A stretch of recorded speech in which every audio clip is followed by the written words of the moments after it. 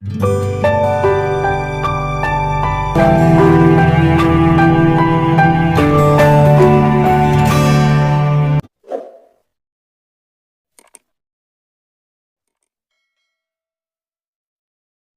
bertemu kembali dengan saya Kersogo di channel ini.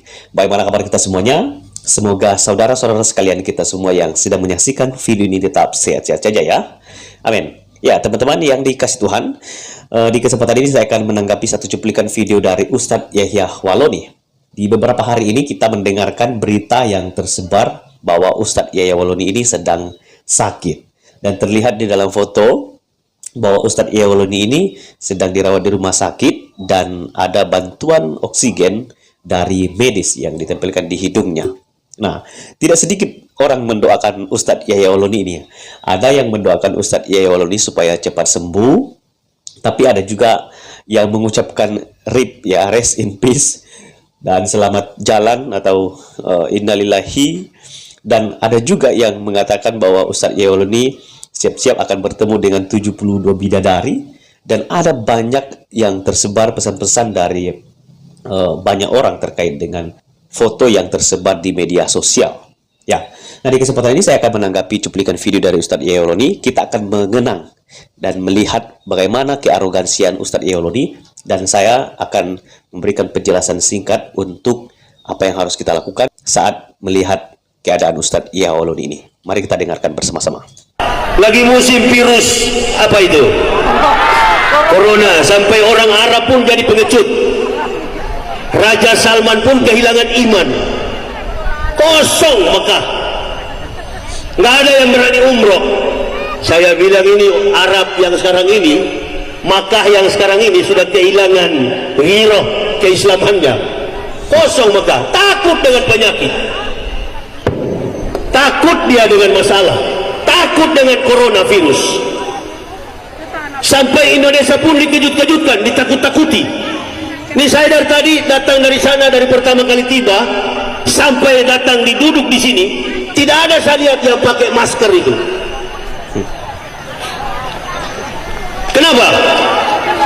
Karena tidak ada yang munafik di sini. Virus corona kalau dia datang, dia incar yang munafik.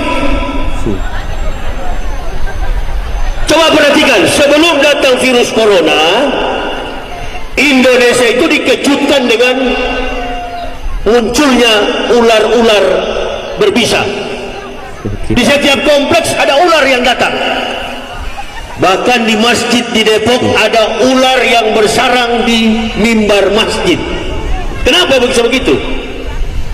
Allah berikan signal, Allah sengaja memberikan satu pengetahuan kepada kita bahwa di Indonesia ini banyak sekali ular.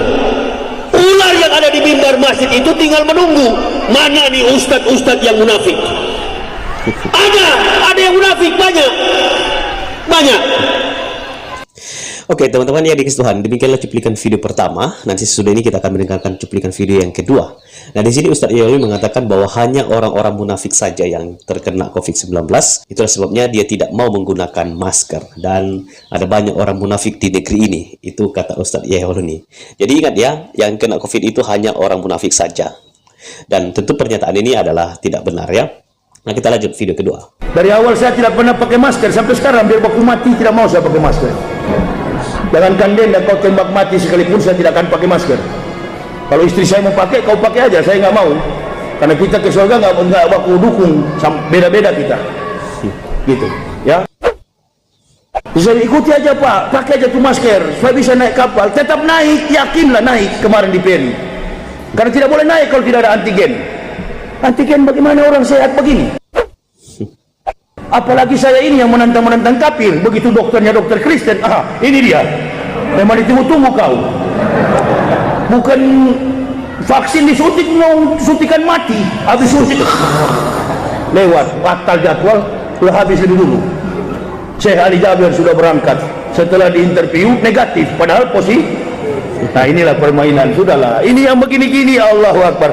Sampai hari ini anak masih, Masya Allah, maaf ya. Ini permainan yang manis tapi sayang ketahuan.